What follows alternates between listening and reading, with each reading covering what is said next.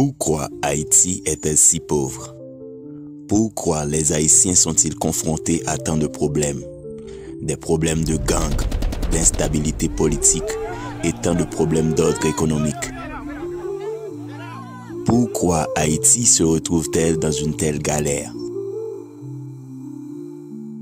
Ça fait un bout de temps que je réfléchis à prendre la parole. Je me suis beaucoup demandé si je devais le faire. Car il y a beaucoup de contenu sur le web qui parle déjà de Haïti et de ses problèmes. Mais plus le temps passe, plus je réalise que les contenus proposés ne sont pas à la hauteur de la tâche. C'est-à-dire que la plupart de ces contenus sont proposés principalement par deux grandes catégories de personnes. La première catégorie se compose de certaines personnes qui veulent sincèrement parler de Haïti, mais sans réellement connaître les réalités et les enjeux qui entourent le sujet. Ces gens-là n'ont pas la capacité de traiter le sujet de manière concrète, de manière correcte, même avec toute la bonne volonté du monde.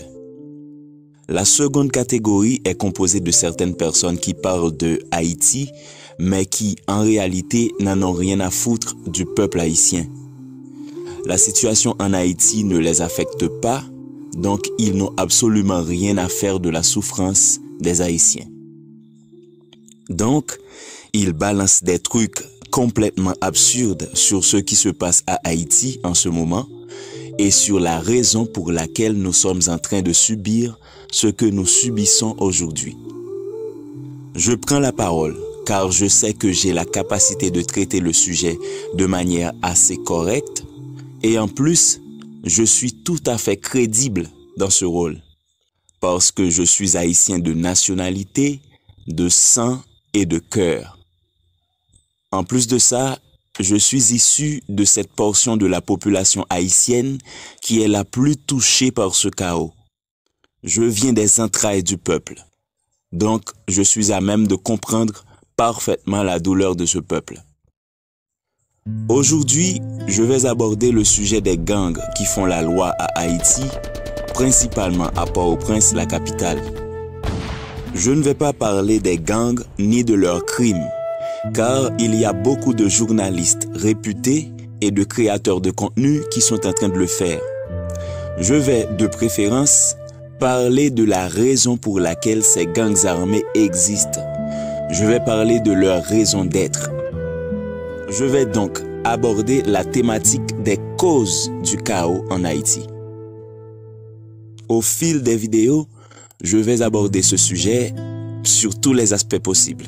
Les aspects politiques, sociaux, économiques et culturels. Mais aujourd'hui, dans cette vidéo, je vais surtout me concentrer sur l'aspect géopolitique du sujet.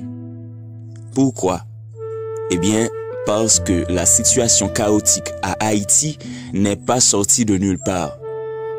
Elle est en partie l'une des conséquences d'une politique internationale bien calculée. La géopolitique est l'une des causes profondes de cette situation désastreuse. Pour cela, je vais surtout parler des politiques internationales des puissances occidentales, c'est-à-dire les États-Unis et les puissances européennes.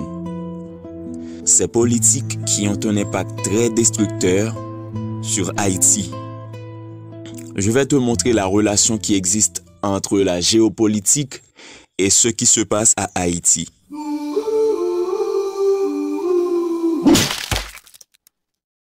Je vais te dire une vérité que beaucoup d'Haïtiens ignorent.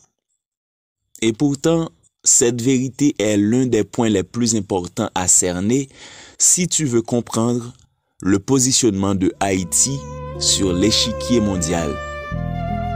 Pour la plupart d'entre nous, Haïti est un pays à part, avec une histoire à part. Une très belle histoire d'ailleurs. Et pourtant, aux yeux de ces puissances occidentales, Haïti n'est pas un pays à part.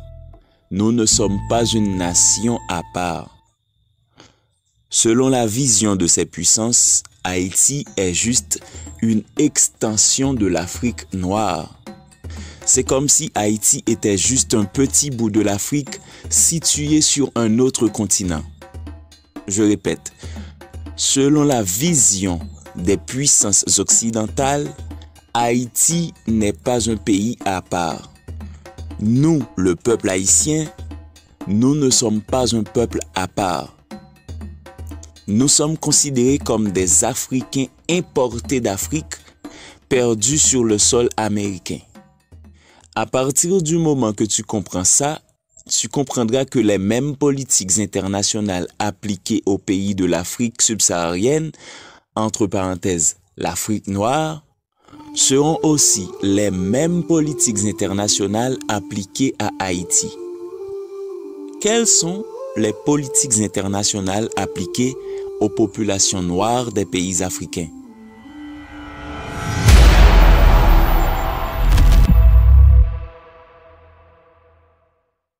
Pour répondre à cette question, nous allons remonter le temps et nous allons faire un peu d'histoire.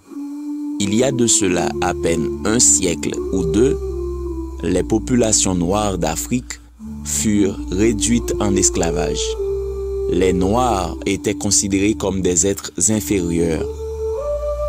La seule utilité de l'homme noir était, selon les idéologies de l'époque, d'être au service du blanc. Selon le code noir qui régissait le commerce des esclaves, l'homme noir fut déclaré bien meuble. C'est-à-dire, nous, les Noirs, étions réduits au même statut qu'une chose, au même statut qu'un animal. Cela signifie qu'un quelconque homme blanc ayant la capacité avait le droit de posséder des hommes noirs, tout comme du bétail, au même titre qu'il a le droit de posséder des chèvres, par exemple. Tu peux très vite comprendre qu'il avait également le droit légitime sur la vie de ces êtres inférieurs qu'il possédait, de la même façon qu'il a droit sur la vie d'une chèvre qu'il possède. Il avait le droit de les fouetter si ça l'enchante, de les couper un bras comme punition s'ils lui désobéissaient, de les vendre, de les revendre comme si c'était des chèvres. Je ne vais même pas perdre mon temps à parler de la situation économique de l'esclave. Une chèvre a-t-elle le droit de posséder des terres? Une chèvre a-t-elle le droit de posséder une maison pour se reposer? Un véhicule pour se déplacer? Une chèvre a-t-elle le droit à un patrimoine? Est-ce qu'une chèvre a le droit de laisser un quelconque héritage à sa progéniture, à ses enfants? Le seul et unique héritage que la chèvre peut laisser à sa descendance, c'est la servitude.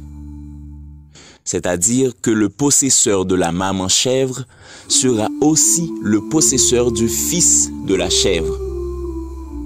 La personne à qui appartenait la maman chèvre sera aussi celle à qui appartient la descendance de la chèvre. Il peut le vendre s'il le souhaite, au prix qu'il souhaite. Il peut même l'offrir à un ami à l'occasion de son anniversaire. Eh bien, c'est exactement comme ça que les colons occidentaux, blancs, se partageaient entre eux, les Africains et leurs terres. L'homme noir était au centre du système colonial esclavagiste. C'était l'animal domestiqué qui faisait tourner le système de laquelle dépendait la richesse des Blancs européens. L'esclavage n'était pas seulement une question de richesse, c'était aussi une question de domination. La domination d'une race par une autre. Le noir était l'animal de qui on faisait ce qu'on veut. On avait le droit de l'acheter, de le revendre, de changer son nom, de l'offrir, de le battre, de la baiser si c'est une femme, ou même de le tuer si on le souhaitait.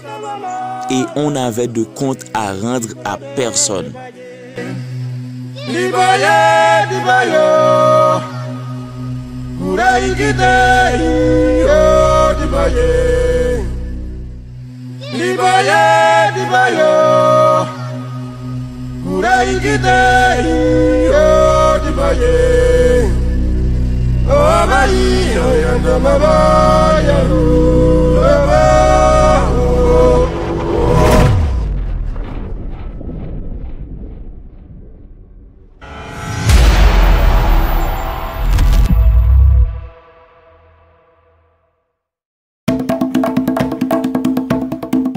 Les premiers de ces animaux qui ont dit non, nous ne voulons pas de ce sort, qui se sont organisés et qui ont fièrement combattu leur maître, leur possesseur, ce sont les Haïtiens. Oui, oui, vous avez bien entendu. Des Noirs, des êtres considérés inférieurs, du bétail quoi, ont organisé une révolution contre leurs possesseurs et se sont proclamés être une république. Ainsi est née la nation haïtienne. Des êtres inférieurs, des animaux qui se sont organisés en nations. Ainsi est née la République d'Haïti en 1804.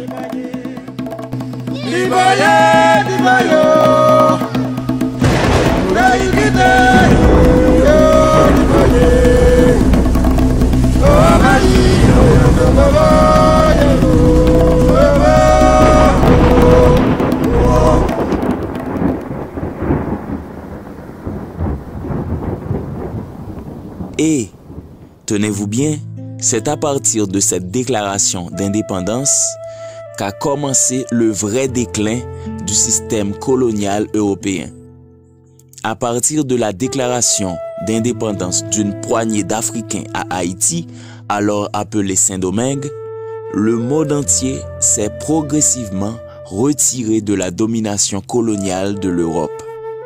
En d'autres termes, les Haïtiens sont l'une des causes majeures de la décolonisation du monde.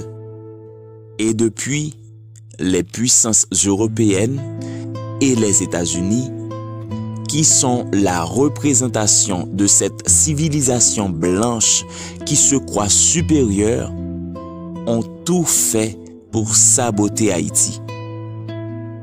Haïti est un symbole de résistance à la domination d'une race blanche qui se déclare supérieure aux autres. Des hommes considérés comme des animaux qui ont dit non. Alors, aujourd'hui, ça fait plus de 2 siècles que les Haïtiens ont dit non au concept de l'inégalité des races. Tu crois que la vision de ces gens, l'image que ces gens ont de nous, les Africains, a évolué? Tu crois vraiment qu'ils veulent voir Haïti, le symbole de la rébellion, le symbole de la résistance, le symbole du refus de soumission? Tu crois vraiment qu'ils veulent voir cette république réussir et devenir une nation forte?